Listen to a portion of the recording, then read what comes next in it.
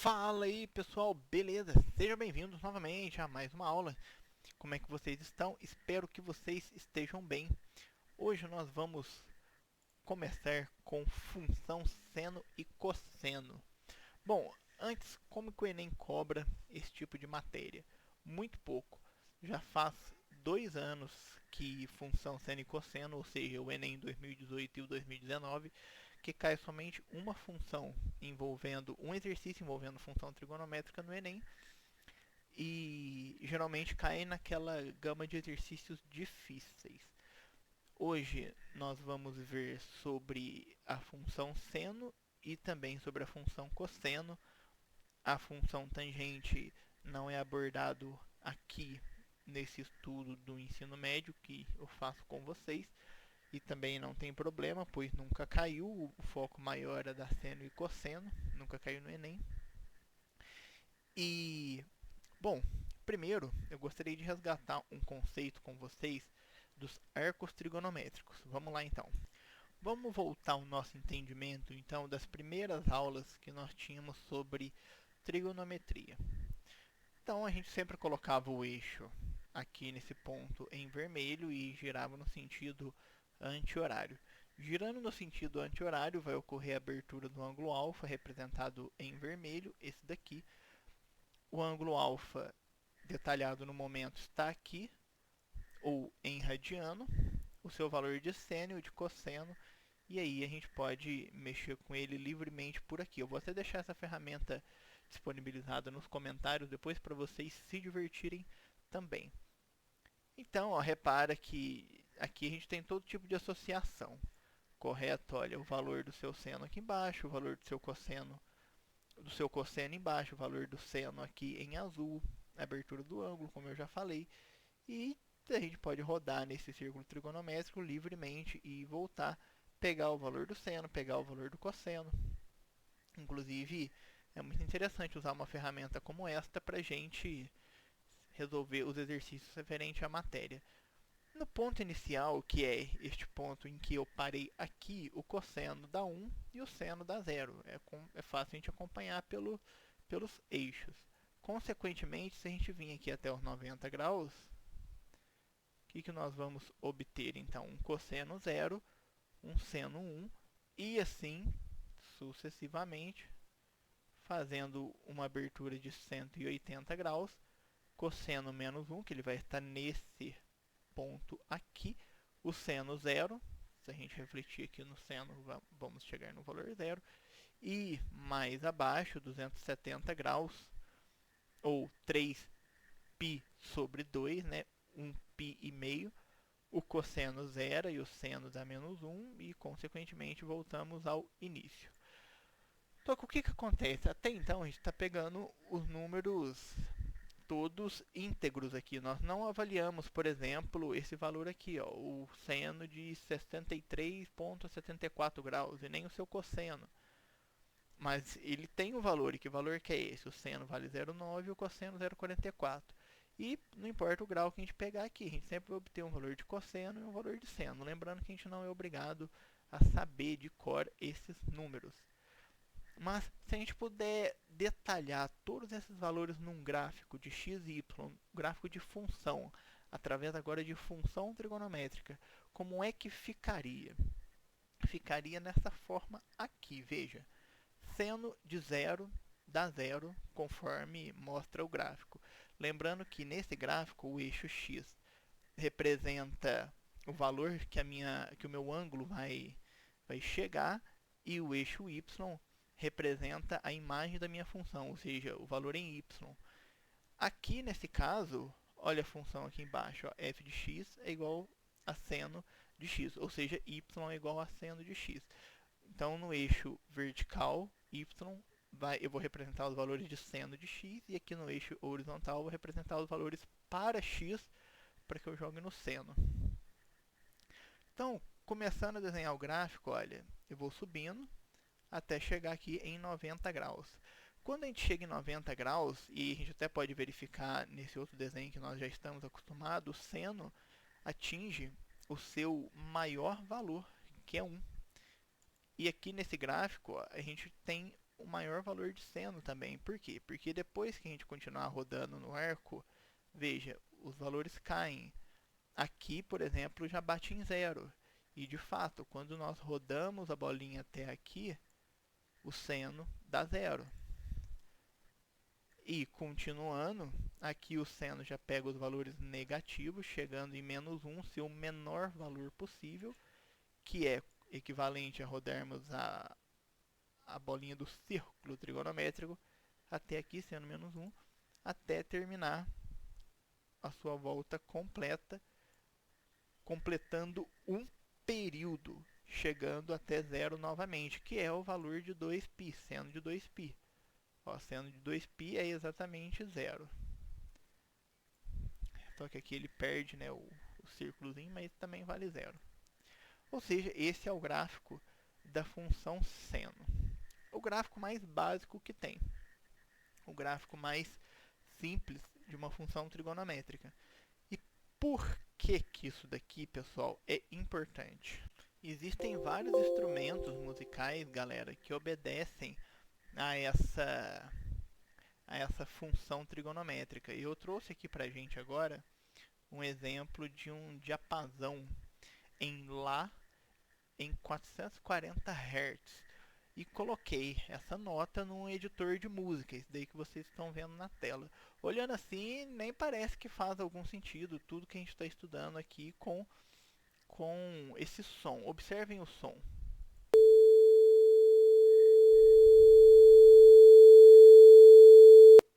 Esse som, quando a gente dá um zoom aqui na imagem, olha, nós conseguimos perceber que o modelo dele é um modelo de ondas.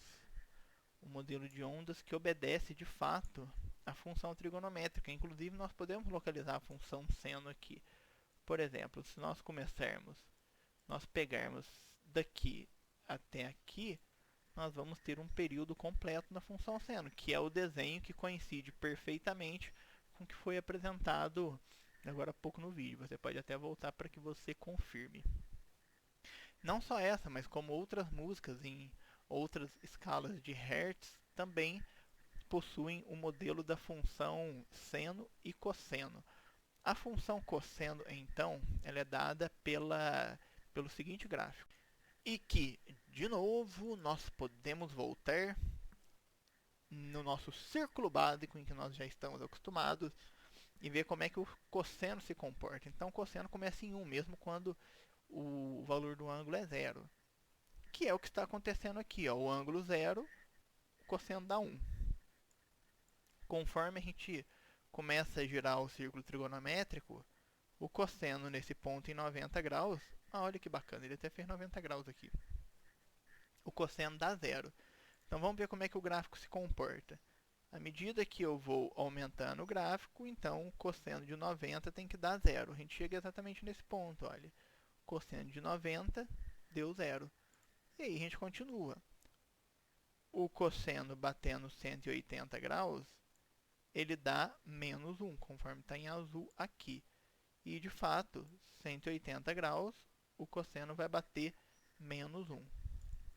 Continuando, cosseno de 3π sobre 2 dá zero. E aí no gráfico isso tem que acontecer também. E de fato acontece. E o cosseno de 2π, que é uma volta completa, ele volta no seu valor de origem, que é 1. E aqui então volta no seu valor de origem, que é 1, completando um período bonitinho. Então novamente a gente tem o ponto mais alto do cosseno, que é quando ele vale 0 e 2π, e o ponto mais baixo possível, que é quando ele vale menos 1.